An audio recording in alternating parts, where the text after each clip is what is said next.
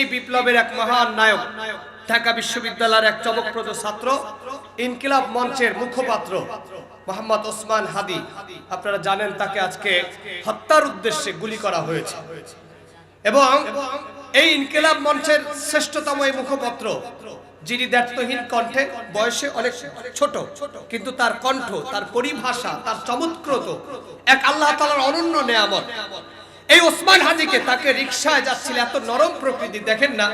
এই ট্রেন্ডিং আমার বাংলাদেশে আগে কখনো ছিল না, এবার শুরু হয়েছে। বাংলাদেশের এমপি মানেই হচ্ছে 10টা সামনে গাড়ি, পিছনে 10টা গাড়ি, সামনে 15টা হুন্ডা, পিছনে 15টা হুন্ডা। এটা না হইলে সে যে এমপি ইলেকশন করতেছে এটা মানুষ বুঝতোই না। আর এই ওসমান হাদি সেই ট্রেন্ডিং পরিবর্তন করে তিনি রিকশায় প্রচারণা চালায়, তিনি হেঁটে হেঁটে প্রচারণা চালায়, আর তার মাধ্যমেই প্রচারণা অন্যরা অন্যভাবে করতে বাধ্য হয়েছে। সেই ওসমান হাদি তিনি রিকশায় যাচ্ছিলেন পরিকল্পিতভাবে টার্গেট করে একজন মেধাবী ছাত্রকে, মেধাবী এক রাজনীতিবিদকে। গত 53 বছর ধরে আমরা দেখেছি সুদখোর, গাঁজাখোর, ইয়াবাখোর, নারীখোর, লম্পট, দুশ্চরিত্রহীন বেয়াদবগুলো তারা সংসদে গিয়েছে। আর মেধাবীরা যখন এখন সংসদে যেতে চাচ্ছে, তাকে শেষ করবার জন্য আজকে পরিকল্পিতভাবে এই নাক কানের নিচ থেকে একদম টার্গেট করে গুলি করা হয়েছে। এখান দিয়ে গুলি ঢোকে এই পাশ দিয়ে বের হয়ে গিয়েছে, তার ব্রেনে আঘাত হয়েছে, মগজে আঘাত হয়েছে। আল্লাহ মালুম, আল্লাহ মালুম। যদি আপনাদের দোয়ার বদৌলতে আল্লাহ ফিরিয়ে দেন, তবে এই ধরনের কেস, এই ধরনের অবস্থা ডাক্তারদের পরিভাষায় কেউ ফেরে না, যদি আল্লাহ কুদরতি ইশারায় যদি দয়া না করে। তো আমরা দোয়া করছি এমন একজন বীরশ্রেষ্ঠ সন্তানকে আল্লাহ তাআলা হায়াতে তৈয়বা দান করুন, বলেন আমিন। আর যারা পরিকল্পিতভাবে এমনটা করেছে, আর এই পরিকল্পনা করার সুযোগ আমরা তাদেরকে করে দিয়েছি। আপনারা কষ্ট পাইতে পারেন। এতদিন পর্যন্ত আপনারা বারবার বলেছেন হুজুরেরা এক হয় না কেন, বলছেন না ভাই? কথা বলে না আপনারা, বলছেন না যে হুজুরেরা এত জ্ঞানজাম কেন, এক হয় না কেন? এর জন্য এবার কিছু হুজুর অন্তত এক হয়েছে, বলেন না আলহামদুলিল্লাহ। কিন্তু সব হুজুরেরা এক হয় নাই। এখনো কিছু মুনাফিক হুজুর আছে না, কথা বলে না, এখনো আছে না? তারা অমুক জায়গায় সিট নেবে, অমুক জায়গায় এটা নিবে, এর জন্য তারা কোরআন আর ইসলামের বিরুদ্ধে যাওয়া লাগলেও তারা যাচ্ছে। কিন্তু এই ইনকিলাব মঞ্চের মুখপাত্র হাদি, ওসমান হাদি ভাই, তিনি বারবার দ্ব্যর্থহীন কণ্ঠে একটা কথা বলেছেন যেটা আমাদের হৃদয়ে দাগ কেটেছে। সেটি হলো পাকিস্তানের কাছ থেকে বাংলাদেশ স্বাধীন হয়েছে ভারতের কাছে বিক্রি করবার জন্য নয়। তিনি উচ্চ কণ্ঠে বলেছেন শহীদ জিয়ার বিএনপি কে ভারতের কাছে বিক্রি হতে দেব না, সাইদি নিজামীর জামাতকে ভারতের কাছে বিক্রি হতে দেব না। তিনি উচ্চ কণ্ঠে বলেছে বাংলাদেশে ভারতের কোনো দাবিদারি চলবে না। এর জন্য পরিকল্পিতভাবে ভারতের র এজেন্টদের পরিকল্পনায় এই ওসমান হাদি ভাইকে, তিনি হচ্ছেন টার্গেটের প্রথম মিশন। তিনি যদি আজকে ইন্তেকাল করে, আগামীকাল আরেক টার্গেট তৈরি হবে, তাকেও মেরে ফেলবে। এটা পরিকল্পিত একটি ছক। আর এই পরিকল্পিত ছক আজকে বিএনপি আর জামাত তারা একসাথে মিলে এই কাজটা করার সুযোগ করে দিয়েছে। কষ্ট পাইতে পারেন, কেন বলতেছেন হুজুর এই কথা কেন বলেন? আজকে যখন স্বৈরাচারের বিরুদ্ধে সবাই এক, তারা দুই দল এবং অন্য দলদেরকে নিয়ে আজকে সরকার গঠন করবে, বাংলাদেশে একটি সুন্দর পরিবেশ তৈরি হবে। এখন বিএনপি চিন্তা করতেছে 300 আসনই তো আমার, আবার জামাত কয় না 300 আসন তো আমার। ইসলামী আন্দোলনের হাত পাকা, সে কয় আসছে, আমি পিছাব মানুষ ফু দিয়া 300 আসন তো সব আমার। এখন এরা সব গ্রুপ একে অপরের সাথে লেগে গেছে, কথা ঠিক কিনা বলেন? মাঝখান থেকে স্বৈরাচার এই যে গুলি করা শুরু করছে। এর জন্য আমি আপনাদের কাছে উদাত্ত আহ্বান জানাই, ইন্টারনেটের মাধ্যমে আমি উদাত্ত আহ্বান জানাই, ওসমান হাদি ভাইয়ের এই গুলি, এটা আমাদের জন্য শিক্ষা। এই শিক্ষা যদি আমরা না নিতে পারি, আগামীর বাংলাদেশ আবার বিপদে পড়তে যাচ্ছে। আজকে যদি ন্যায় বিচার থাকতো, আপনারা তাকায় দেখেন জাহাঙ্গীর বিশ্ববিদ্যালয়, যেখানে 100টা নারীকে ধর্ষণ করার পরে মিষ্টি খাইয়ে উদযাপন করা হলো, তার বিরুদ্ধে একটা মামলা হলো না। অথচ বাংলাদেশের শ্রেষ্ঠ সন্তান, এই দেশের তাফসীর জগতের সম্রাট আল্লামা দেলোয়ার হোসেন সাঈদীকে মিথ্যা ধর্ষণের মামলা দিয়া তারা 14 বছর যারা কারাগারে রেখেছিল, তারাই আজকে জুতা পেটা খায় মামু বাড়ি দিল্লি পালিয়ে যেতে বাধ্য হয়েছে। ইতিহাস ন্যায় বিচার না থাকার কারণে আজকে ন্যায় বিচার ধনীদের জন্য বিচার একরকম, গরিবদের জন্য বিচার আর একরকম। ক্ষমতাশালীদের জন্য বিচার একরকম, এই গণতন্ত্রের কর্মীদের জন্য বিচার একরকম। এটা হলো গণতন্ত্রের বিচার। আর আল্লাহ বলছেন ইন্নাল্লাহা ইয়ামুরু বিল আদল ওয়াল ইহসান ওয়া ইতাই যিল কুরবা। আল্লাহ বলছেন শোনো, তোমরা যারা আছো আমার পক্ষ থেকে আদেশ হলো ন্যায় বিচার করো। ধনী আর গরিব নাই, ক্ষমতাশালী আর কর্মী নাই, যে যে অপরাধ করেছে সমানভাবে বিচার হবে। একটু জোরে বলেন না সুবহানাল্লাহ। আমরা কেন বলি কোরআন আসুক? কেন বলি কোরআন আসুক? কোরআন আসবে, ওমরের ছেলেকে মদ খাওয়ার অপরাধে যেমন চাবুক মারা হয়েছে, কোরআন ক্ষমতায় আসলে ইউনূস যে সুদ খায় তার জন্য তার চাবুক মারা উচিত। এটাই হচ্ছে কোরআনের শাসন। অথচ কোরআন আজকে নাই, এর জন্য যেমন খুশি তেমন চলতেছে। 2 নম্বরে শান্তি প্রতিষ্ঠায় 2 নম্বর ভূমিকা হলো ন্যায় বিচার। একটু জোরে বলেন না সুবহানাল্লাহ। এরপরে 3 নম্বরে হলো শান্তি প্রতিষ্ঠায় সব থেকে বড় হাতিয়ার হলো অন্যায় হত্যা থেকে কঠোরভাবে নিষেধ করা। অন্যায় হত্যা থেকে কি করা? নিষেধ করা। অর্থাৎ এক ভাই আরেক ভাইকে বিনা কারণে মারা যাবে না। এটা যদি হয় তাহলে সমাজে শান্তি প্রতিষ্ঠা হয়ে যাবে। সুবহানাল্লাহ বলেন না। যেমন আগে কন্যা সন্তানকে তারা দাফন করত মক্কা থেকে খুব কাছেই। যারা উমরায় গিয়েছেন, হজে গিয়েছেন, আপনারা দেখেছেন মক্কা থেকে সামফর একটু দূরেই যেখানে দাহিয়াতুল কলবি তিনি তার কন্যা সন্তানকে দাফন করেছিলেন এবং ওখানেই সবাইকে দাফন করা হয়। সেই জায়গাটাতে, দাফনের জায়গাটাতে আল্লাহ তাআলা এমন সৌন্দর্য বিশ্ব নবীকে দিয়ে করালেন যে কন্যা সন্তান দাফন করা তো দূরের কথা, কন্যা সন্তান এখন বাবাদের কলিজার টুকরা হয়ে গেছে। একটু জোরে বলেন না সুবহানাল্লাহ। এটা এমনি এমনি আসে নাই। এই কন্যা সন্তানকে শ্রেষ্ঠত্ব আল্লাহ তাআলা এমনি এমনি দেন নাই। ভাইকে ভাই হত্যা করে ফেলে, মেরে ফেলে, মারে না ভাই। মায়ের কাছে আজকে সন্তান নিরাপদ না, সন্তানের কাছে আজকে মা নিরাপদ না, আজকে ভাইয়ের কাছে ভাই নিরাপদ না, আত্মীয়র কাছে আত্মীয় নিরাপদ না, লিডারের কাছে কর্মী নিরাপদ না। ঠিক কিনা? নেতাদের কথা বলতে গিয়ে তো একটা কথা আমার মনে পড়েই গিয়েছে, বলবো? কষ্ট পাচ্ছেন আপনারা? আহা, এই নেতারা আজকে 17 বছর কর্মীদেরকে দিয়ে চাঁদাবাজি করাইলো, দুর্নীতি করাইলো, লক্ষ হাজার কোটি টাকা পকেটে ভরাইলো। এই আপনাদের এলাকার আল্লাহর ওলি আল্লামা শাহ সুফি কেবলা পীরে হযরত মাওলানা মোহাম্মদ আবু নদভী সাহেব, কি ভাই নাম আছে না? কথা বলে না। ইনি তো আপনাদেরই এমপি ছিল, তাই না? এই আল্লাহর ওলি তো কাউরে আপনাদের এলাকায় ভালো মতো সুস্থ মতো ঢুকতেও দেয় নাই, সঠিক কথা বলতেও দেয় নাই, ঠিক কি না? এই আল্লাহর ওলি যাদেরকে দিয়ে চাঁদাবাজি করাইছে, এই কর্মীরা চাঁদা টান্দা করছে, উঠাইছে।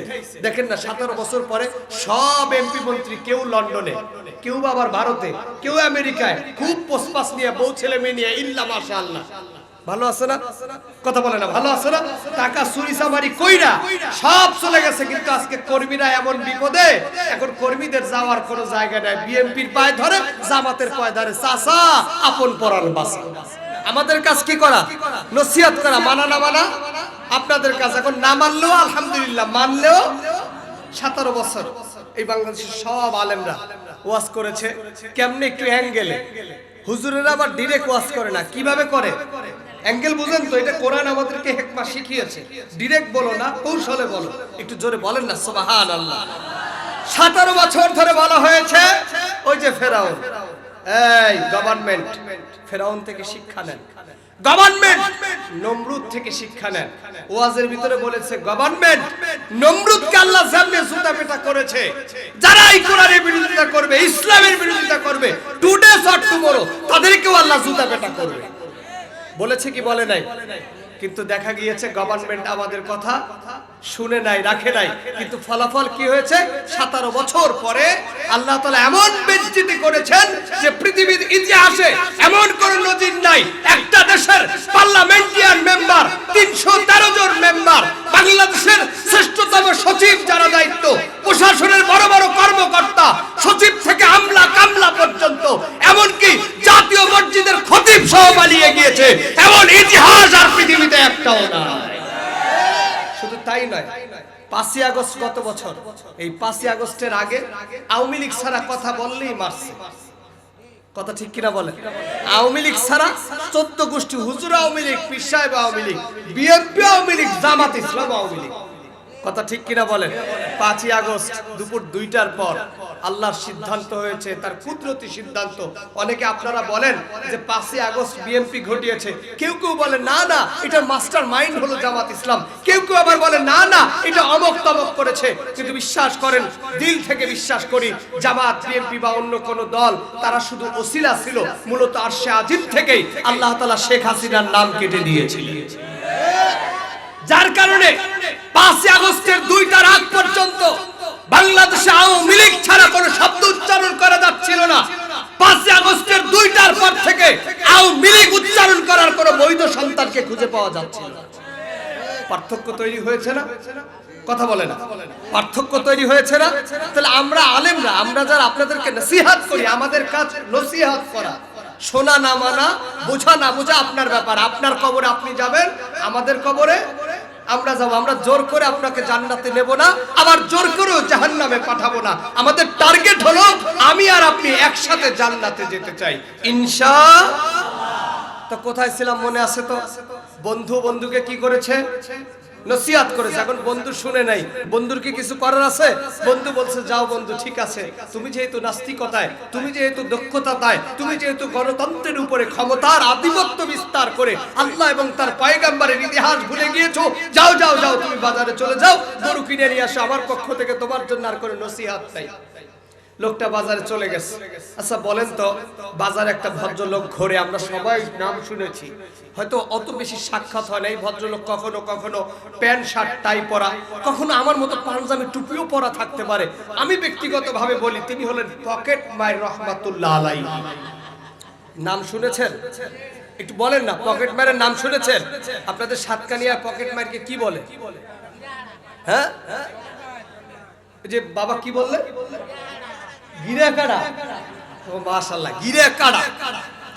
বুঝছেন, আপনাদের এলাকার এই গিরা কাড়া, এই গিরা কাটা পুরো বাজারে ঘুরতেছে আর খুঁজতেছে কোথায় আজকে সে তার ওই সুন্দর জিনিসটারে খুঁজে পায়। এখন দেখতে দেখতে ওই লোককেই টার্গেট করছে যিনি আজকে গরু কিনতে আসছেন।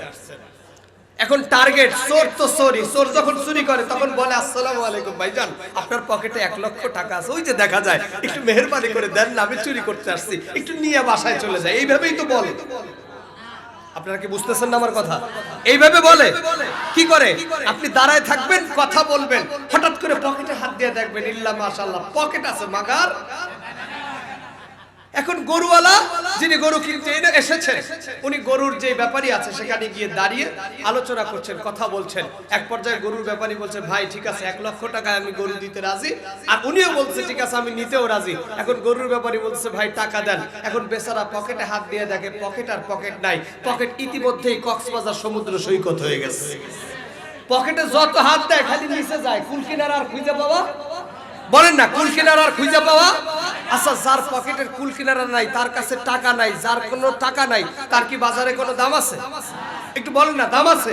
বাজার তো পরের কথা, সমাজে কি দাম আছে?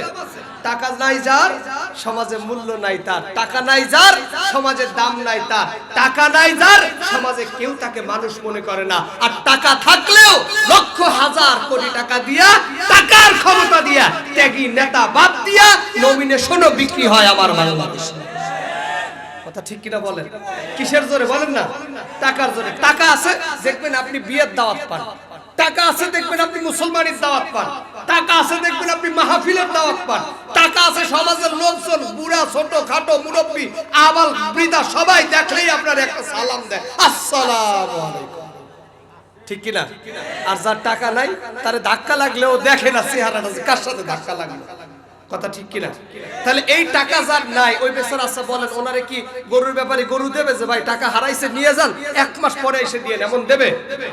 বেচারা কষ্টে দুঃখে ব্যথায়, এখন লজ্জায় শরমে আর কি বাজারে থাকা যায়?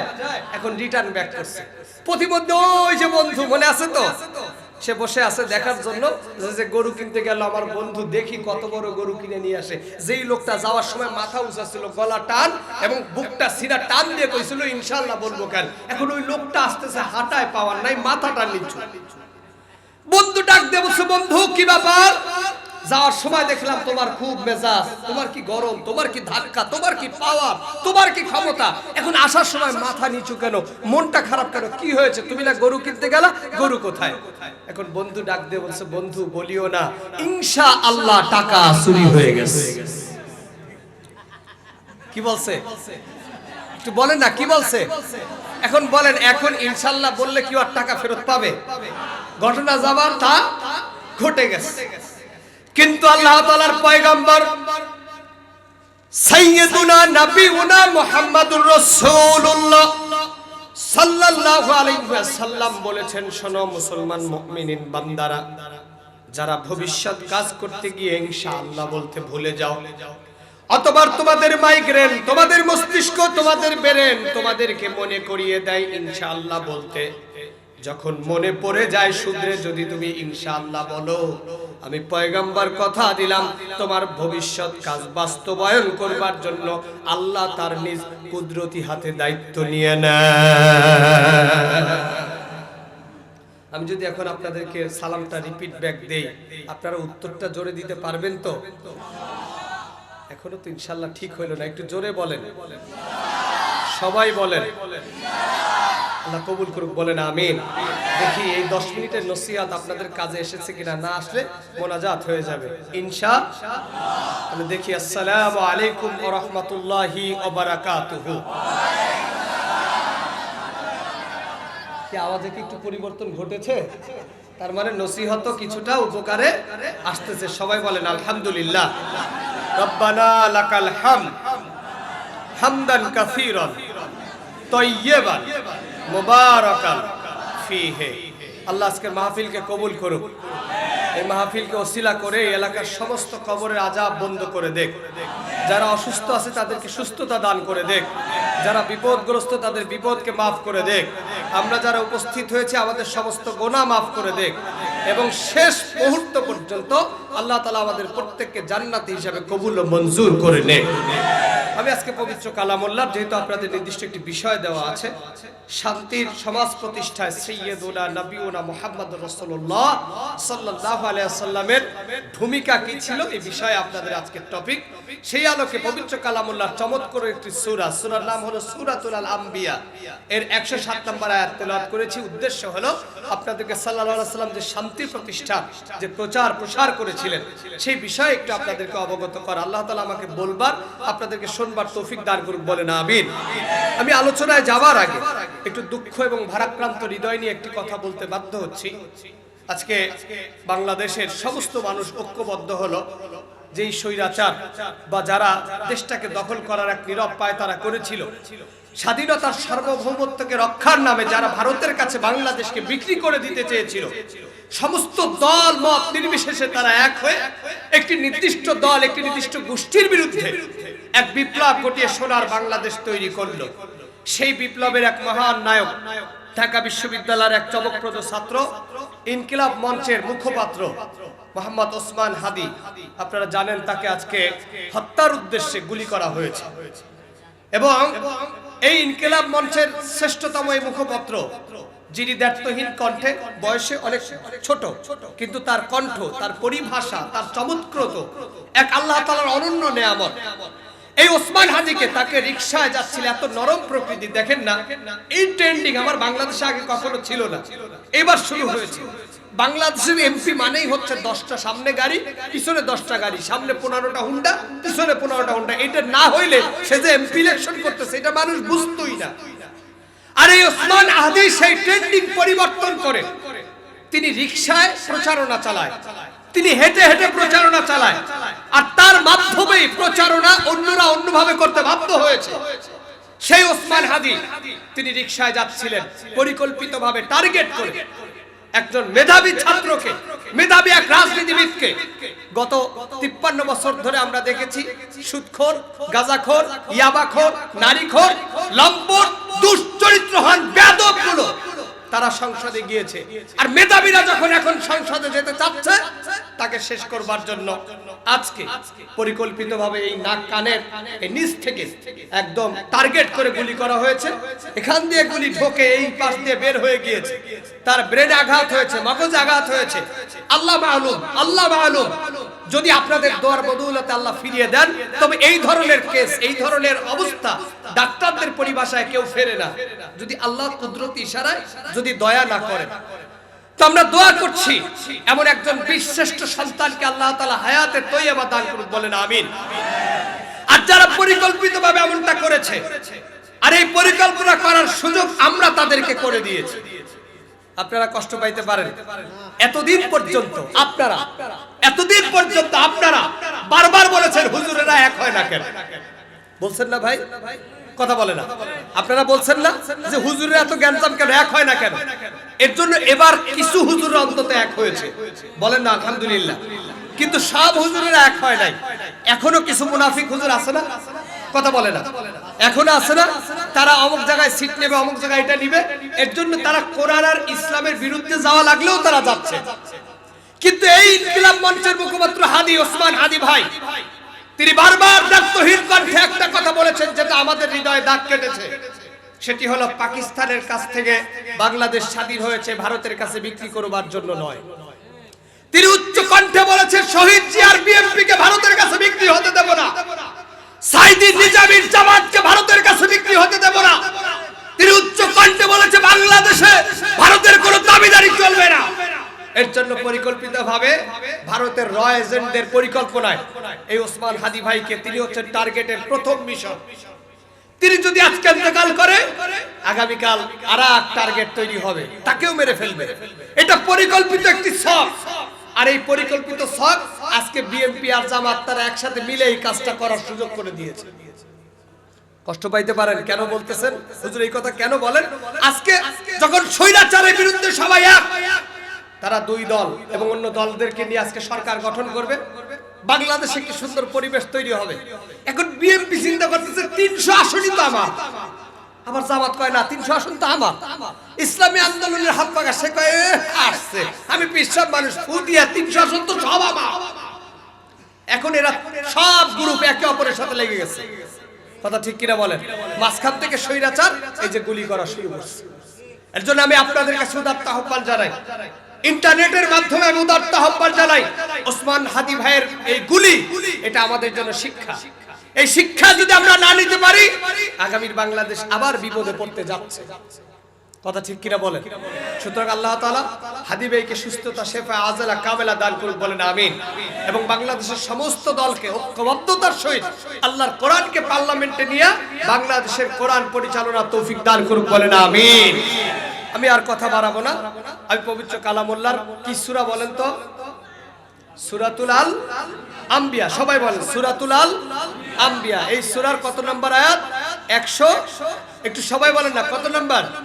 107 নম্বর আয়াত আমি তেলাওয়াত করেছি। আল্লাহ তাআলা আমাকে বলবার শুনবার তৌফিক দান করুক, বলেন আমিন। আল্লাহ তাআলা কি বলছেন শুনুন। আল্লাহ তাআলা বলেন ওমা আরসালনাকা ইল্লা রাহমাতাল লিল আলামিন। হে বিশ্ব পৃথিবী, বিশ্ব পরিভ্রমণ্ডল, পৃথিবীতে যা কিছু আছে সব কিছুর জন্য সাইয়্যিদুনা নবিউনা মুহাম্মাদুর রাসূল সুবহানাল্লাহ বলে। একটু সবাই বলেন সুবহানাল্লাহ।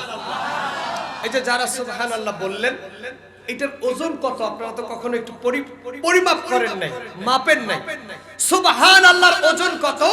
পয়গম্বর মুহাম্মদুর রাসূলুল্লাহ বলেছেন আল্লাহ তাআলা আসমান এবং জমিন সৃষ্টি করেছে। আচ্ছা বলেন না, কয়টা আসমান কয়টা জমিন সৃষ্টি হয়েছে? 7টা আসমান 7টা জমিন। আল্লাযী খালাকা সাবআ সামাওয়াতি ওয়াল আরদ। আল্লাহ বলছেন আমি 7টা জমিন এবং 7টা আসমান সৃষ্টি করেছি। আচ্ছা রাসূল আকরাম সাল্লাল্লাহু আলাইহি সাল্লাম যে মিরাজ করেছেন, এটা কি আপনারা বিশ্বাস করেন? একটু বলেন না, বিশ্বাস করেন? কারা কারা করেন? একটু দু হাত উঁচু করে আল্লাহকে দেখান তো। আলহামদুলিল্লাহ, হাতটা নামান। আল্লাহর পয়গম্বর মিরাজে গিয়েছেন, সাহাবীরা জিজ্ঞাসা করেছেন এই যে জমিন, এই জমিন থেকে প্রথম আসমানের দূরত্ব কত? সাল্লাল্লাহু আলাইহি সাল্লাম বলেছেন শোনো, সেই সময় তো রকেট, বিমান, প্লেন ছিল না, ছিল না কি ভাই? সাল্লাল্লাহু আলাইহি সাল্লাম বলেছেন এই দুনিয়া থেকে প্রথম আসমান, এটা দূরত্ব হলো একটি যুদ্ধের অশ্বারোহী ঘোড়া। সে যদি খুব দ্রুত গতিতে দৌড়ায়, তার দৌড়ানোতে যে স্পিড হয়, ওই স্পিডে যদি কেউ যায়, তাহলে জমিন থেকে প্রথম আসমানে পৌঁছাইতে তার 500 বছর সময় লাগবে। কত বছর? একটু বলেন না কত বছর? তো এই জমিন থেকে 500 বছরের রাস্তা পুরোটাই হলো ফাঁকা। পুরোটাই কি? এই প্রথম আসমান থেকে দ্বিতীয় আসমান, দ্বিতীয় থেকে তৃতীয়, তৃতীয় থেকে চতুর্থ, এমন করে 7টা আসমান।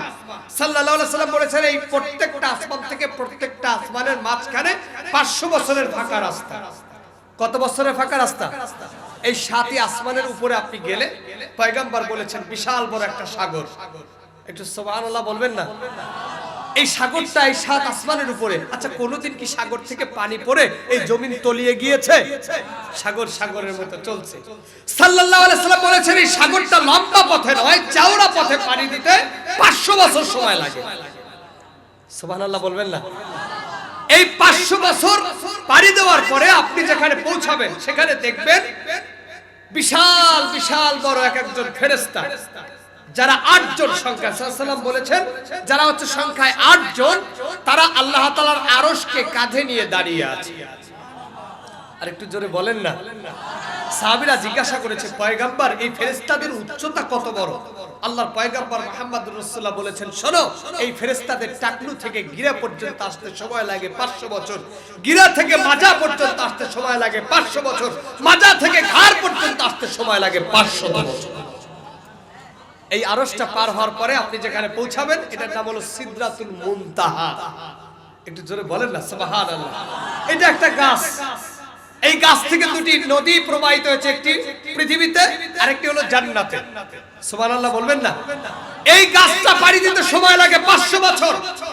পয়গম্বর বলেছেন এই 500 বছর পাড়ি দেওয়ার পরে একটা নয়, দুইটা নয়, 70,000 নূরের পর্দা।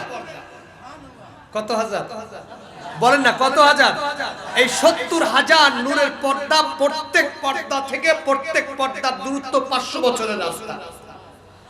আল্লাহ তাআলার পয়গম্বর বলছেন এই 70,000 নূরের পর্দা পাড়ি দিয়ে তুমি যেখানে পৌঁছে যাবে ওখানেই বিশ্ব পৃথিবীর মহামণি, এই পৃথিবীর একচ্ছত্ব যিনি মালিক, ওই আল্লাহ তাআলা কুরসিতে বসে সারা পৃথিবীকে তিনি পরিচালনা করছে। এখন আমি এই কথাটা কেন বললাম? পয়গম্বর বলেছেন শোনো, কেউ যদি দিল থেকে, মন থেকে, অন্তর থেকে, আমি দেখবো আপনারা কত জোরে সুবহানাল্লাহ বলতে পারেন।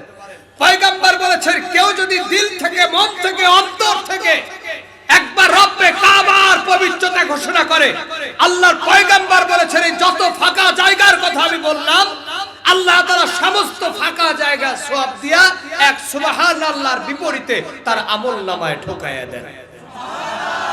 আর একটু জোরে বলেন না? তাহলে সুবহানাল্লাহ বললে লাভ না ক্ষতি? তো ওই আল্লাহ তাআলা বলছেন ওমা আরসালনাকা ইল্লা রাহমাতাল লিল আলামিন। হে পৃথিবীর মানুষ শোনো না, তোমরা যে পয়গম্বরকে পেয়েছো, তোমরা যে নবী ওনাকে পেয়েছো, এই নবী ওনা শুধুমাত্র একজন নবী নন, তিনি একজন শুধু রাসূল নয়, তোমাদের জন্য আমার পক্ষ থেকে তিনি হলেন করুণা। একটু জোরে বলেন না সুবহানাল্লাহ। কেমন করুণা? সাল্লাল্লাহু আলাইহি ওয়াসাল্লাম পৃথিবীতে আসলেন, এমন এক সময় আসলেন, সেই সময়টা ছিল আইয়ামে জাহিলিয়াতের যুগ। কিসের যুগ বলেন না? যেই যুগে কন্যা সন্তানকে পিতা দাফন করে ফেলতো, মায়া লাগতো না। যেই যুগে নারীদের কোনো মূল্য ছিল না, নারীরা ছিল দাসী। যেই যুগে ভাইয়ের সাথে ভাইয়ের ঝগড়া হতো, আত্মীয়র সাথে আত্মীয়তার কোনো সম্পর্ক ছিল না, ক্ষমতার মসনদ পাওয়ার জন্য যা খুশি তাই করা হতো। যেই যুগে পয়গম্বর নবীদেরকে হত্যা করে তারপরে তারা মূর্তি পূজার, অগ্নিগিরি পূজায় লিপ্ত হয়েছিল, সেই সময় সারা পৃথিবীকে আলোকিত করে আল্লাহর পক্ষ থেকে পৃথিবীর মানুষের করুণা হয়ে সাইয়্যিদুনা নবিয়ুনা মুহাম্মদুর রাসূলুল্লাহ সাল্লাল্লাহু আলাইহি ওয়াসাল্লাম জন্মগ্রহণ করলেন। একটু জোরে বলেন না সুবহানাল্লাহ। সাল্লাল্লাহু আলাইহি ওয়াসাল্লাম জন্মগ্রহণ করলেন। আমি জন্মগ্রহণের ইতিহাস আমার উদ্দেশ্য নয়, উদ্দেশ্য হলো সাল্লামের বিশ্ব মানবতায় তার অগ্রণী ভূমিকা কি ছিল। একদিন নয়, 2 দিন নয়, 40 বছর আল্লাহ তাআলা পয়গম্বরকে পরীক্ষা করলেন। কত বছর? সবাই বলেন না কত বছর? এর জন্য শরীয়তে একটা সুন্নাত হলো 40 বছরের আগে কাউকে অভিভাবকের দায়িত্ব দেওয়া উচিত নয়। এটা শরীয়ত সুন্নাহ।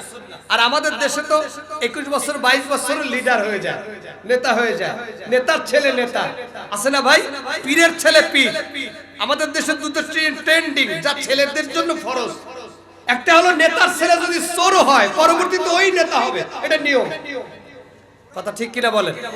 আর পীরের ছেলে পীর যদি সে কিছু নাও বোঝে তাও সে পীরের ছেলে পীর হওয়া লাগবে, বাপে খেলাফত দিয়ে গেছে। কথা ঠিক কিনা বলেন? তাহলে এই যে দুটো সংস্করণ সেখানে শরীয়ত সুন্নাত হলো 40 বছর বয়স পূর্ণ হবার পরে, এরপরে হলো যদি দায়িত্ব প্রাপ্ত হয় তার মধ্যে মেধা কাজ করে আর তার মাধ্যমে দেশের সংস্করণ হওয়া সম্ভব। কথা ঠিক কিনা বলেন? যুবকরা যে অপরাধ করে মুরব্বীরা কি ওইরকম অপরাধ করে? রাগ করতেছেন আমার কথায়? অধিকাংশ যুবক যে অপরাধ করে মুরব্বীরা কি ওই অপরাধ করে? কারণ অপরাধটা হয় বয়সের কারণে। এবং সাল্লাল্লাহু আলাইহি ওয়াসাল্লাম এর জন্য বলেছেন তরুণ যুবকদের একদিনের আমল মুরব্বীদের 1 বছরের আমলের সমান। একটু জোরে বলেন না সুবহানাল্লাহ। তরুণ যুবকেরা 1 ওয়াক্ত নামাজ পড়বে, মুরব্বীরা 100 ওয়াক্ত পড়া লাগবে। এটা আমার কথা আর হাদিসের কথা। মুরব্বীরা 100 পৃষ্ঠা কোরআন শরীফ পড়বে আর যুবকেরা পড়বে 1 পৃষ্ঠা। যুবকদের তাহাজ্জুদের নামাজে এত বড় পাওয়া। সাল্লাল্লাহু আলাইহি ওয়াসাল্লাম বলেছেন যুবকেরা তাহাজ্জুদের সময় শুধু মাথা ঢুকাবে, শুধু চোখের পানি ছাড়বে, ছাড়তে দেরি, তার দোয়া কবুল হতে 1 সেকেন্ডও দেরি হবে না। এত আস্তে বললেন সুবহানাল্লাহ, একটু জোরে বলেন না সুবহানাল্লাহ। আর আমাদের দেশে ঘটেছে উল্টা, তরুণ যুবকেরা কেউ তাহাজ্জুদ পড়ে না, মানুষ বুড়া হওয়ার পরে তাহাজ্জুদ পড়া শুরু করে। কথা ঠিক কিনা বলেন? রোজা রাখার সময় বাপেই ছেলেরে বলে যে বাবা এখন তো তোমার বয়স হয় নাই, তুমি আস্তে আস্তে রাখো।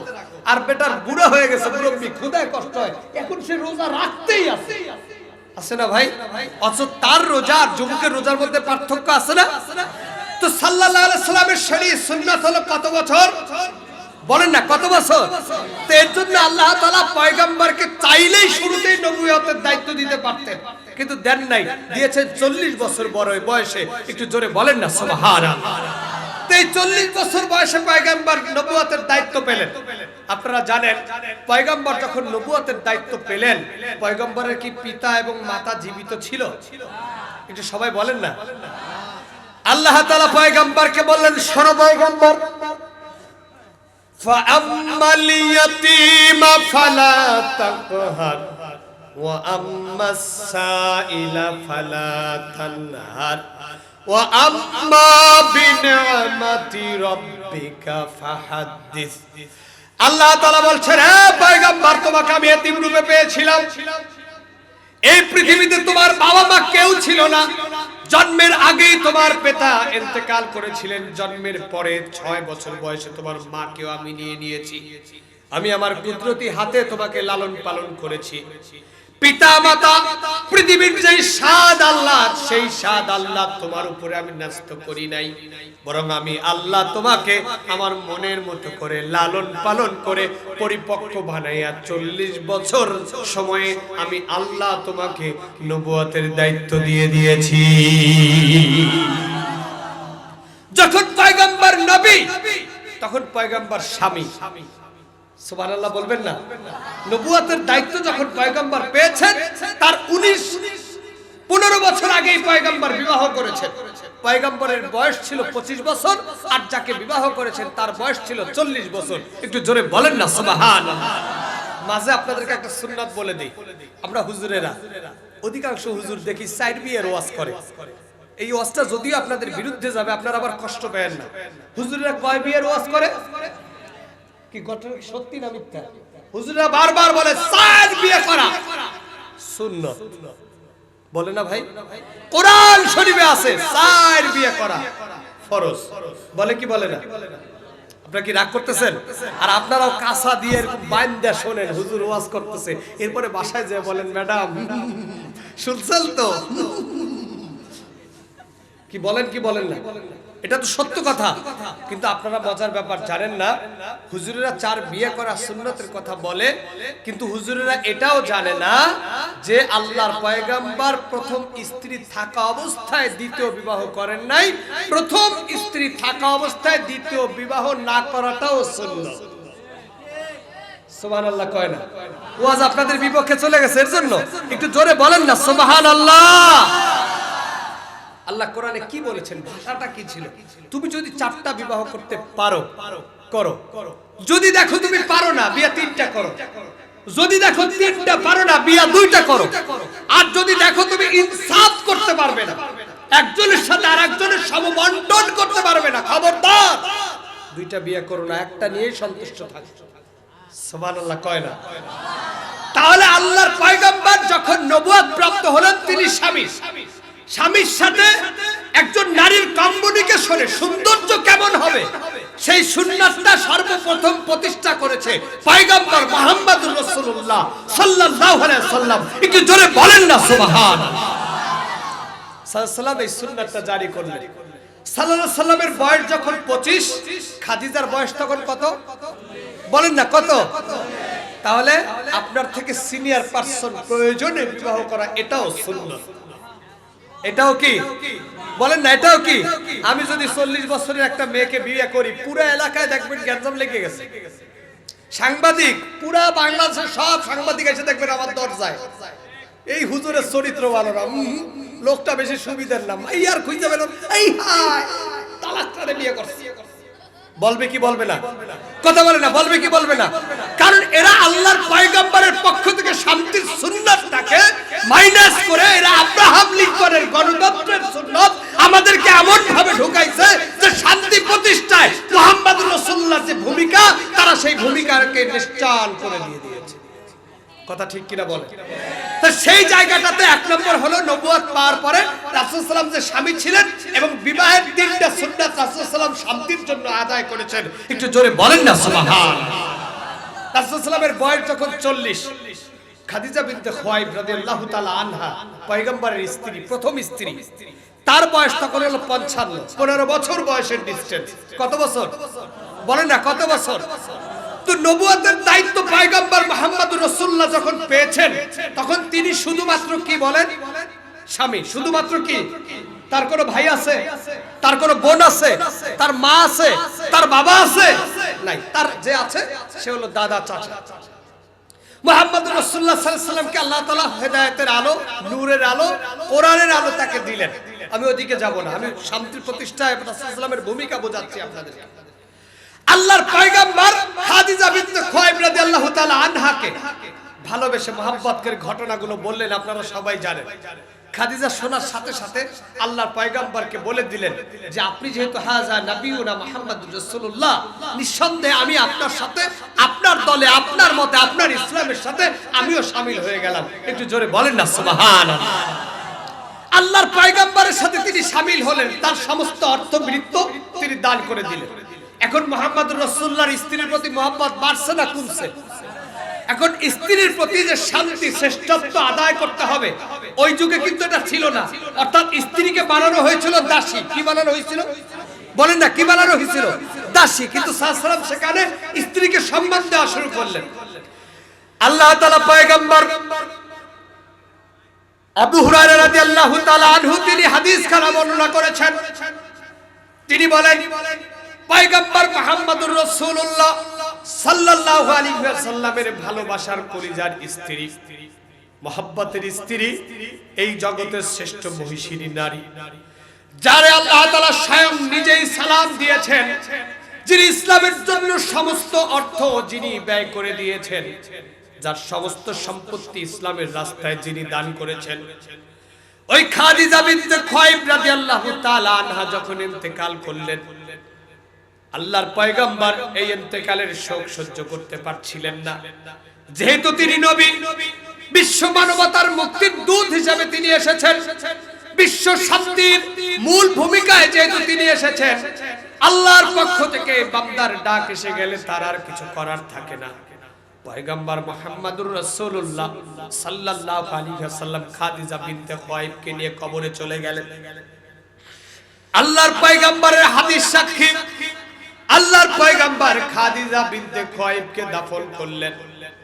সমস্ত সাহাবীরা যখন দাফন কার্য শেষে পয়গম্বরকে রেখে রওনা হয়ে গেলেন, আল্লাহর পয়গম্বর তখন কবরের পাশে দাঁড়িয়ে দাঁড়িয়ে চোখ বন্ধ করে গুংরে গুংরে কাঁদতে লাগলেন।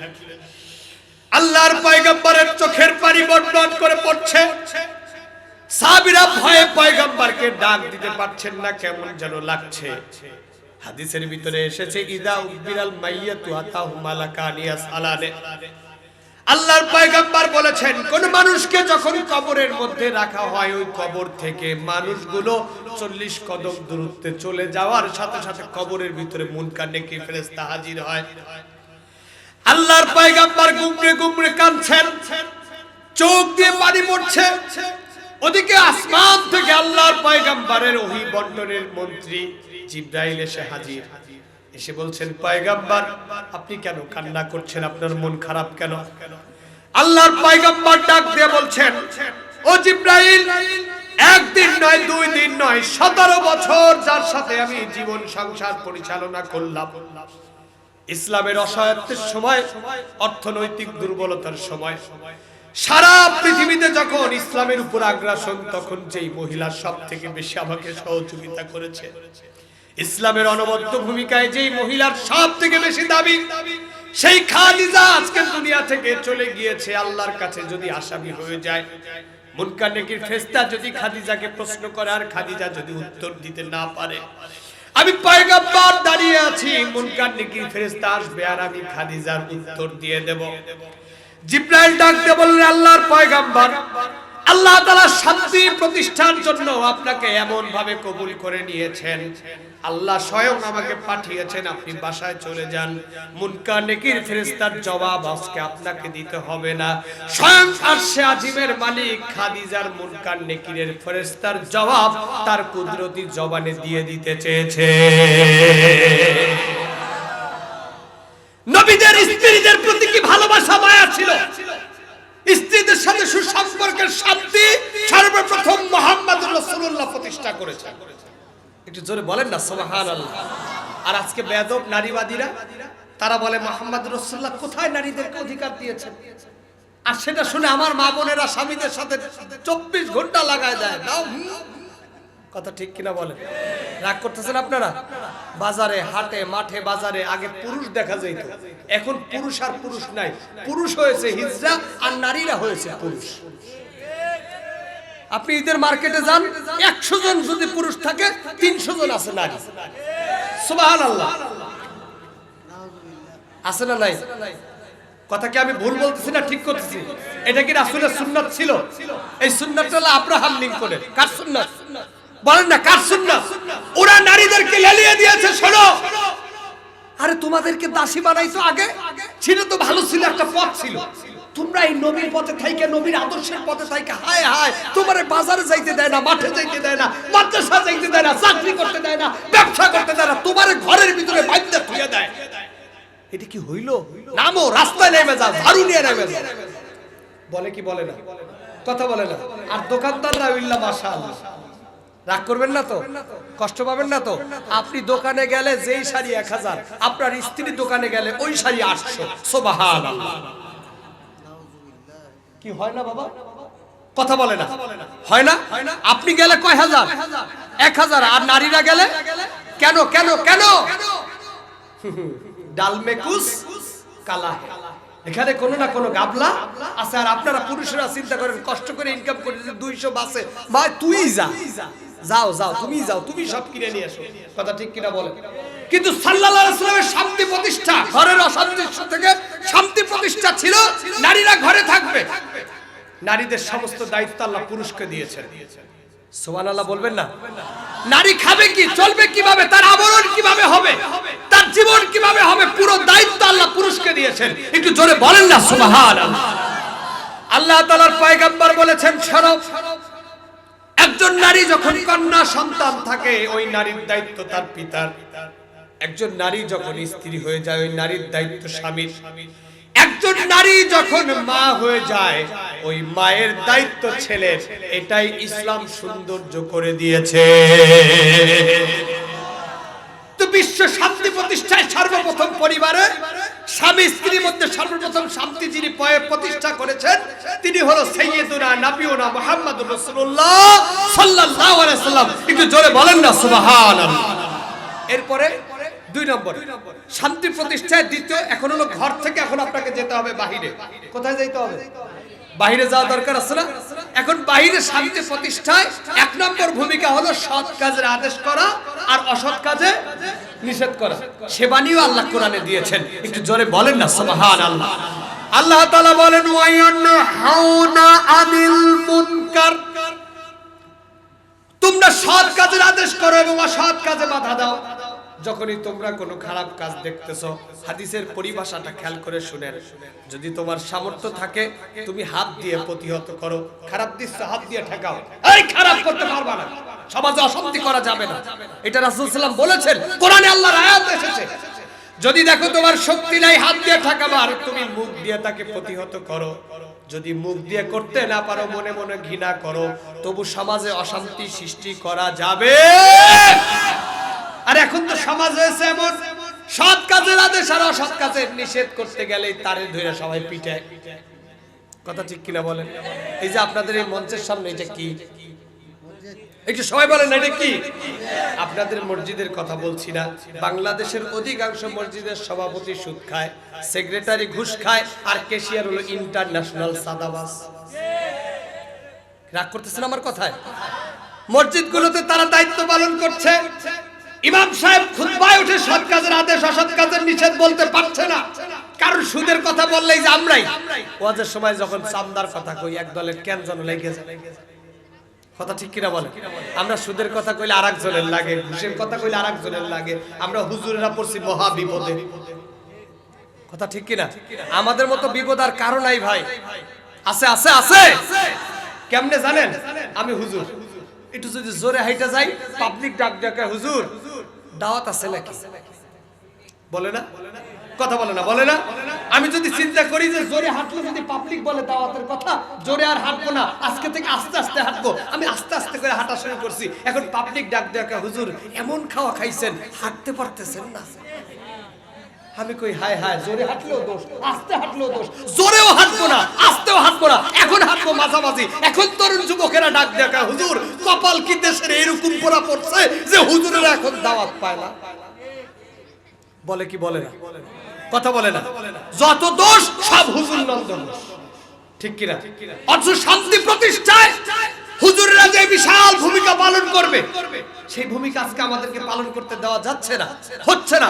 সব জায়গায় তাগুতেরা দখল করে আছে, আর আমরা হুজুরেরা মসজিদ খানকা টুপি পাঞ্জাবি নিয়ে পড়ে আছি, সারা দেশ তারা চালাচ্ছে, আর আমরা বসে বসে ইমামতিতে মাইর খাইতেছি।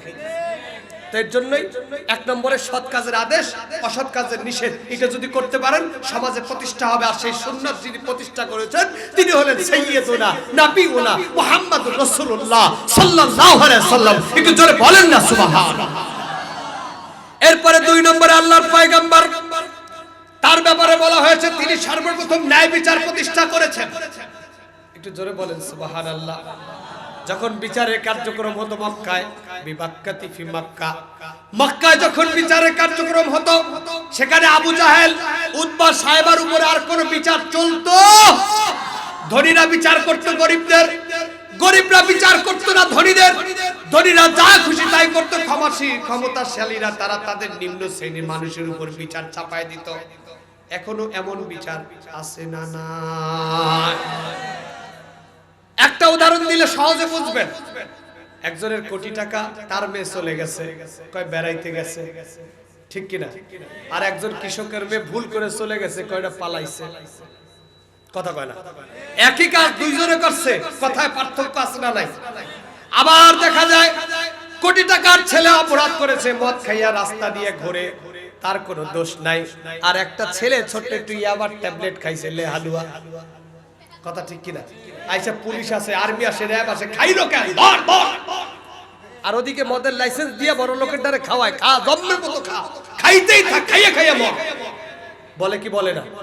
তাহলে সর্বপ্রথম ন্যায় বিচার যিনি করেছেন সাল্লাল্লাহু আলাইহি ওয়াসাল্লাম, এবং সেই ন্যায় বিচারের পক্ষে আল্লাহ কোরআনে আয়াত দিয়েছেন, এবং সেই আয়াত প্রতি জুম্মায় আপনার খতিব সাহেব তেলাওয়াত করে।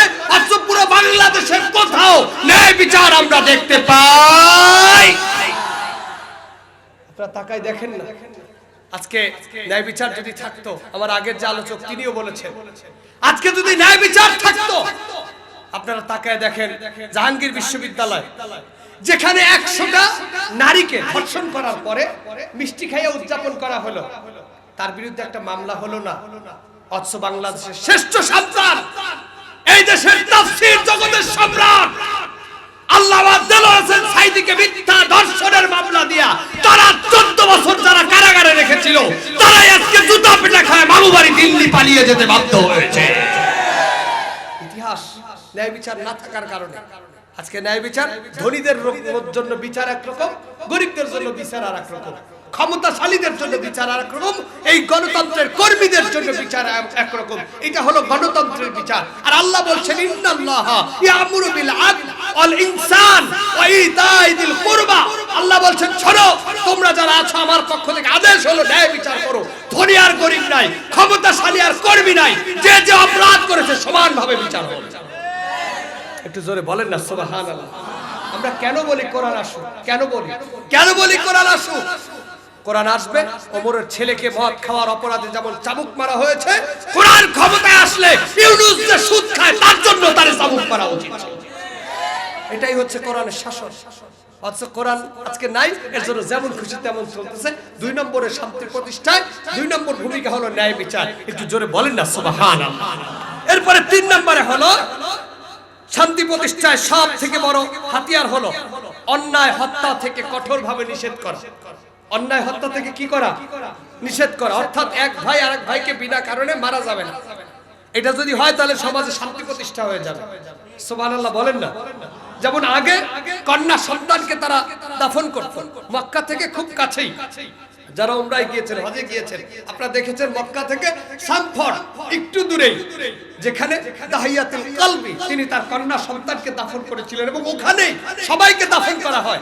সেই জায়গাটাতে, দাফনের জায়গাটাতে আল্লাহ তাআলা এমন সৌন্দর্য বিশ্ব নবীকে দিয়ে করালেন যে কন্যা সন্তান দাফন করা তো দূরের কথা, কন্যা সন্তান এখন বাবাদের কলিজার টুকরা হয়ে গেছে। একটু জোরে বলেন না সুবহানাল্লাহ।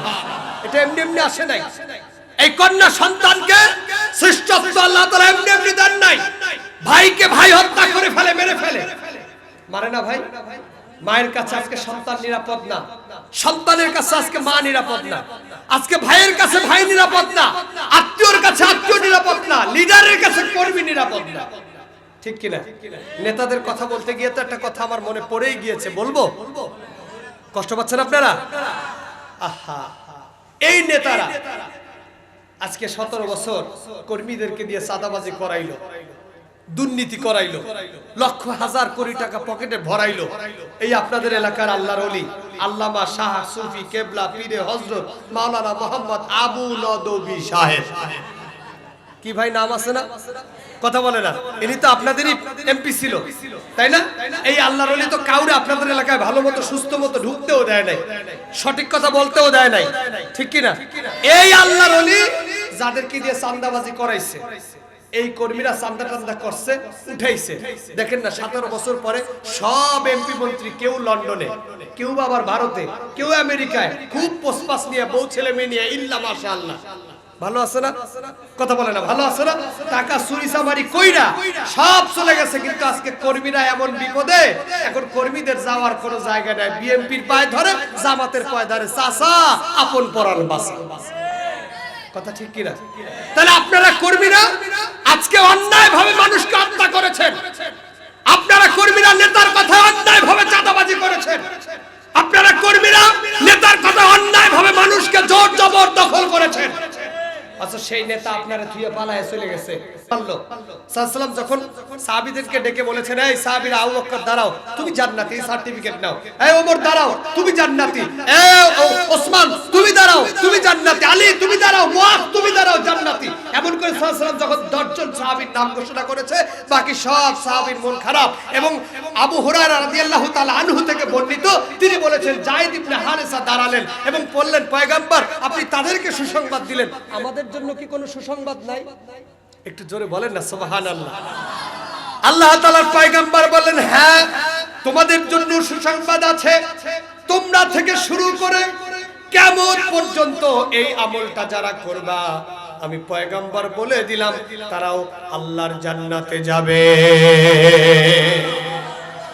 বলবো আপনাদেরকে আমলটা, বলবো বলার পরে দেখবো আপনারা কত জোরে সুবহানাল্লাহ বলতে পারেন। আচ্ছা, আপনাদের মধ্যে কে আছেন যারা আমি 1 লক্ষ টাকা দেবো, একটু দাঁড়ায় বলবেন আল্লাহ ছাড়া আর একজন ইলাহ আছে? আর আপনারা বুঝেন নাই, সাতকা নিয়ে মানুষ বুঝে না। 1 লক্ষ টাকা, নট অনলি 1 টাকা, not only 1 money, I am giving the 1 lakh money. শুধু দাঁড়ায় একবার বলতে হবে যে আল্লাহ ছাড়া আর একজন ইলাহ আছে। বলা যাবে না ভাই? কথা বলেন, আল্লাহ ছাড়া কি আর কোনো ইলাহ আছে? একটু হাতটা উঁচা করেন প্লিজ, ডোন্ট মাইন্ড, জাস্ট একটু হাতটা উঁচা করেন। আচ্ছা বলেন, আল্লাহ ছাড়া কোনো ইলাহ? সবাই, আল্লাহ ছাড়া কোনো ইলাহ? আচ্ছা, এই যে ইউনূস সাহেব আজকে বাংলাদেশ চালাচ্ছে, এই ইউনূস সাহেব ক্ষমতা এসে যে কি বিপদটা হয়েছে ভাই।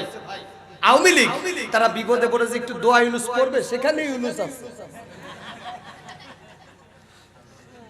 আছে না নাই?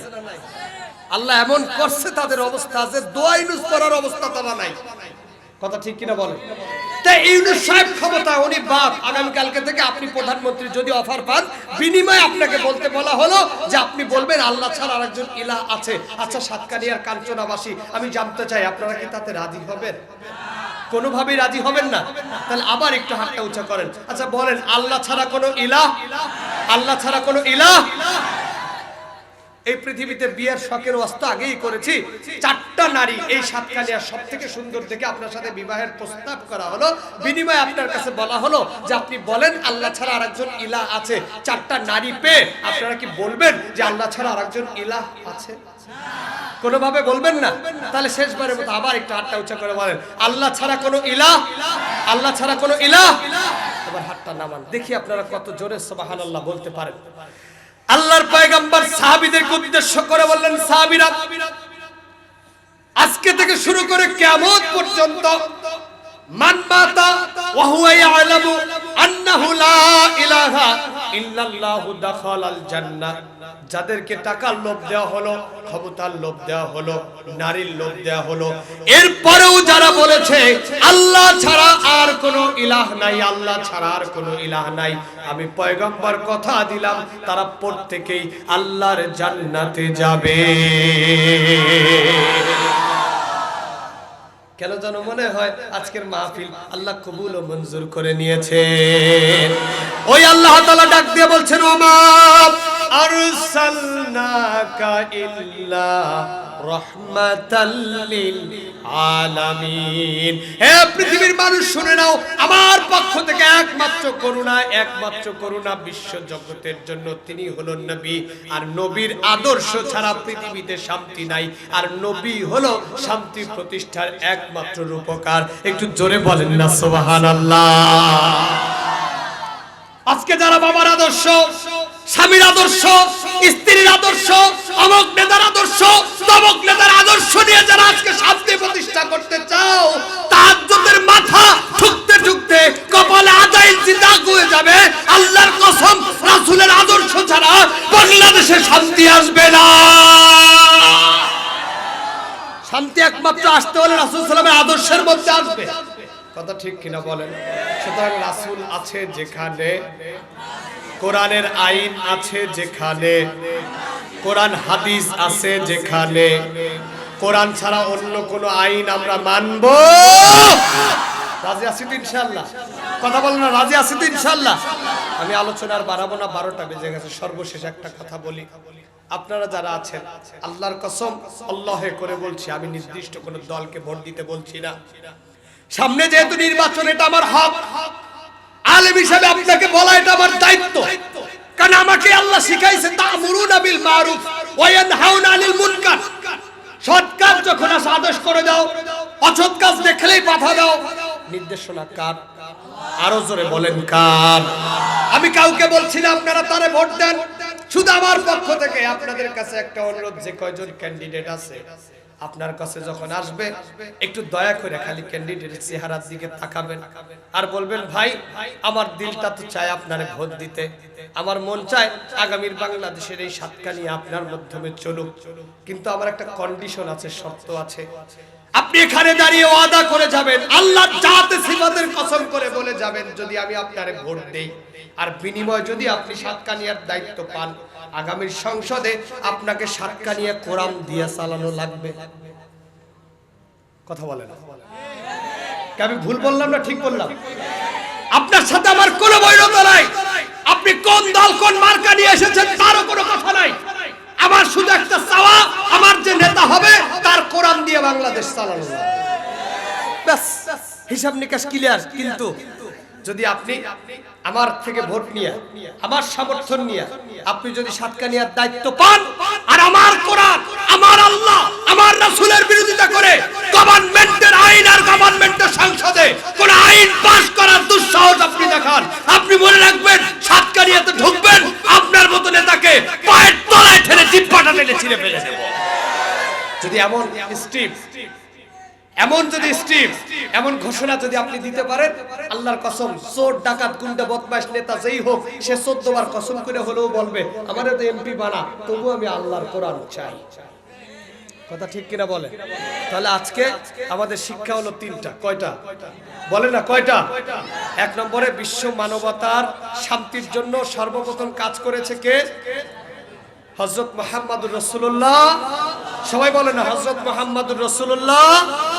2 নম্বরে কোরআনের সংসদ ছাড়া আমরা আর কিছু চাই। আর 3 নম্বরে যে আমাদের নেতা হবে তার কি দিয়ে চালাইতে হবে? মনে থাকবে তো ইনশাআল্লাহ? আল্লাহ কবুল ও মঞ্জুর করুক, বলেন আমিন। অনেক কথা বলেছি, রাত অনেক হয়েছে। আগামীকালকে আমাকে সিরাজগঞ্জ যেতে হবে। যে টাইমের আমার ওঠার কথা ছিল, টাইমটা 1 ঘন্টা পরে উঠেছি, অর্থাৎ 10টার জায়গায় 11টায়। এর জন্য আপনারা আমার উপর কষ্ট পাবেন না। জানেন এই রাস্তায় সর্বশেষ গাড়ি একটা। এখান থেকে আমাকে আবার সাতকানিয়া কেরানীহাটে যেতে হবে। সেই জায়গা থেকে আপনাদের দোয়া, আপনাদের ভালোবাসা চাই। আমার যদি কথায় কোনো ত্রুটি হয়, কষ্ট পান, আপনারা আমাকে মাফ করে দিবেন ইনশাআল্লাহ। যদি আল্লাহ তাআলা চায় জান্নাতে দেখা হবে ইনশাআল্লাহ। একটু জোরে বলেন না ইনশাআল্লাহ। আল্লাহ কবুল ও মঞ্জুর করুক, বলেন আমিন। মাহফিল কমিটির কোনো কথা থাকলে বলেন, এরপরে দোয়া মোনাজাত হোক, শেষ হয়ে যাবে ইনশাআল্লাহ।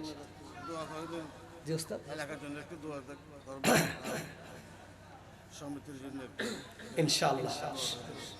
জি না, আমি দেখলাম সব তো ইয়ঙ্গার। এই মাহফিল কমিটির অধিকাংশই দেখলাম ইয়ঙ্গার, মানে তরুণ যুবক। ওই যে যেই ছেলেটা খাবার খাওয়ার সময় ওর বাসায় নিয়ে গেল, শাহাদাত না কি নাম, দেখলাম যে বাসায় নিয়ে গেল, ও বাসায় একটু রেস্টের ব্যবস্থা করলো। অনেক পথ জার্নি করে আসার পরে আপনারা যারা দায়িত্বশীল আছেন, আগামী বছর আলেমদের জন্য 2 জন বা 3 জন হুজুর আসলে তাদের জন্য 2টি রুম আপনাদের বাসায় রাখবেন। আপনারা ভাবেন হুজুরা গেলে একটা ভয় লাগে, 17 বছরের ভয় তো, হুজুর দেখলে আপনাকে ভয়, সেই ভয় এখনো কাটে নাই। রাসূল বলেছেন কোন আলেম যদি কারো বাসায় ঢোকে, সেই বাসায় আল্লাহ তাআলা 3টা উপহার দান করে। সুবহানাল্লাহ। কালকে সকালবেলা ফজরের নামাজের পরে বললেন, এখনো বলে না, একটু জোরে বলেন না আলহামদুলিল্লাহ। একটা হলো আল্লাহ তাআলা ওই ঘরের ভিতর রহমত নাজিল করে দেন। 2 নম্বরে হলো ওই ঘরের রিজিক বৃদ্ধি করে দেন। 3 নম্বরে হলো ওই ঘরের যারা মারা গিয়েছেন আল্লাহ তাদের কবরকে মাগফিরাত, একদম গুনাহ মাফ করে দেন। অন্য একটা হাদিস, যদিও হাদিসটা দুর্বল, কিন্তু দুর্বল হাদিসের উপরে মুস্তাহাব আমল করা যায়। কোন রাস্তা দিয়ে আলেম হেঁটে গেলে, আলেম বলতে শুধু জ্ঞানী আলেম নয়, আমলি আলেম, তিনি যদি হেঁটে যান ওই রাস্তার আশেপাশের কবরে 40 দিন পর্যন্ত আল্লাহ আযাব বন্ধ করে দেন। তাহলে আলেমদের মর্তবা আছে না ভাই? তাহলে আপনারা নিজেরাই ডেকে ডেকে ওদেরকে বলবেন যে আমার ঘরে ভাঙা হোক, যেমন হোক, সমস্যা নাই। হুজুরদের এত বিলাসিতা নাই। 2-4 জন হুজুর আছে বাটপারি সিটারি করে, বাকি সব বিলাসিতা ছাড়া। আপনার ঘরে নিয়ে যাবেন, একটু থাকতে দিবেন। রং জার্নি করে এসে একটু 10 মিনিটও যদি সে একটু শুইতে পারে, ভাল লাগে। আমরা তো জার্নিতেই থাকি। এই ব্যবস্থাটুকু ইনশাআল্লাহ করবেন। বাকি সবটুকু সুন্দর আছে, আল্লাহ এদেরকে কবুল করুক, বলেন আমিন। সবাই একটু দুরূদ শরীফ পড়ে নেন। আল্লাহুম্মা সাল্লি আলা সাইয়্যিদিনা নাবিয়িনা শাফিঈনা হাবিবিনা মাওলানা মুহাম্মদ সাল্লাল্লাহু আলাইহি ওয়া আলা আলিহি ওয়া আসহাবিহি ওয়া বারিক ওয়া সাল্লিম। আল্লাহুম্মা সাল্লি আলা মুহাম্মদ ওয়া আলা আলি মুহাম্মদ কামা সাল্লাইতা আলা ইব্রাহিম ওয়া আলা আলি ইব্রাহিম ইন্নাকা হামিদুম মাজিদ। আল্লাহুম্মা বারিক আলা মুহাম্মদ ওয়া আলা আলি মুহাম্মদ কামা বারাকতা আলা ইব্রাহিম وعلى آل إبراهيم إنك حميد مجيد اللهم آمين ربنا ظلمنا أنفسنا وإن لم تغفر لنا وترحمنا لنكونن من الخاسرين আশাজিমের মালিক গভীর রজনীতে আপনার পয়গম্বর মুহাম্মদুর রাসূলুল্লাহ বলেছেন আপনি এখন আসমানে নাই, আপনি এখন আর শাজিমে নাই, এখন প্রথম আসমানে চলে এসেছেন। রাতের মধ্যভাগ শুরু হওয়া থেকে রাতের শেষ ভাগ শেষ হওয়া পর্যন্ত আপনি প্রথম আসমানে বান্দাদের জন্য চলে আসেন। হায় আল্লাহ তাআলা, এমন একটি মুহূর্তে কোরআনের মজলিস শেষ করে দুটি হাত আমরা কতিপয় গুনাহগার তুলে ধরেছি। রব্বে কাবা খাজ করে আজকের মাহফিলকে আপনি কবুল ও মঞ্জুর করে নিন। এই মাহফিলকে ওসিলা করে আপনি আমাদের তামাম জীবনের সমস্ত গুনাহগুলোকে মাফ করে দিন। আল্লাহ খাস করে মাহফিলকে ওসিলা করে এলাকায় যত কবর আছে কবরগুলোকে জান্নাতের টুকরা বানিয়ে দিন। আরশে আজিমের মালিক আপনার কাছে ফরিয়াদ, এই মাহফিলকে বাস্তবায়ন করতে গিয়ে যারা টাকা দিয়া, পয়সা দিয়া, ধন দিয়া, সম্পদ দিয়া, বুদ্ধি দিয়া, বিদ্যা দিয়া, পরিশ্রম দিয়া সহযোগিতা করে, হ্যাঁ আল্লাহ তাআলা উপস্থিত হয়ে মাইক অপারেটর, জেনারেটর, ডেকোরেটর যে যেভাবে সহযোগিতা করেছেন, আল্লাহ প্রত্যেক সহযোগিতাকে আপনি জান্নাতের জন্য কবুল ও মঞ্জুর করে নিন। হ্যাঁ আল্লাহ তাআলা স্টেজে অতিথিবৃন্দ, তরুণ যুবকেরা, মুরব্বী বাবাজিরা, সম্মানিতা মা বোনেরা, আল্লাহ যে যেখানে হাত তুলেছে প্রত্যেককে আপনি জান্নাতের জন্য কবুল ও মঞ্জুর করে নিন। আল্লাহ খাস করে যারা অসুস্থ তাদেরকে সুস্থতা দান করে দিন। আল্লাহ যারা বিপদগ্রস্ত বিপদ থেকে বাঁচাইয়া দিন। বাংলাদেশের নির্বাচনী ব্যবস্থাকে আপনি কোরআনের জন্য কবুল করুন। দল মত নির্বিশেষে সকল দলকে কোরআনের জন্য, রাসূলের আদর্শের উপরে বাংলাদেশ চালানোর তৌফিক দান করে দিন। রব্বির হামহুমা কামা রব্বায়ানি সগীরা, রব্বির হামহুমা কামা রব্বায়ানি সগীরা, রব্বানা তাকাব্বাল মিন্না ইন্নাকা আনতাস সামিউল আলিম ওয়া তুব আলাইনা ইন্নাকা আনতাত তাওয়াবুর রহিম। হে আল্লাহ তাআলা, সর্বশেষ আপনার কাছে ফরিয়াদ, এই পৃথিবী থাকার জায়গা নয়, এই পৃথিবী থেকে প্রত্যেককে চলে যেতে হবে। জীবন এবং মৃত্যুর কম্বিনেশনে, মৃত্যু হচ্ছে জীবনের ইউনিভার্সাল ট্রুথ। আল্লাহ আপনার কাছে ফরিয়াদ, মুসাফির হিসাবে দোয়া করে গেলাম, আমরা যারা এখানে উপস্থিত হয়েছি, আমাদের যাদের ইন্তেকাল হয়ে যাবে, ইন্তেকাল আমাদের নিশ্চিত, ওই মৃত্যুর সময় আমাদের প্রত্যেকের মুখে জপিয়ে দেন কালেমায়ে তৈয়বা লা ইলাহা ইল্লাল্লাহু মুহাম্মাদুর রাসূলুল্লাহ সাল্লাল্লাহু আলাইহি ওয়াসাল্লাম।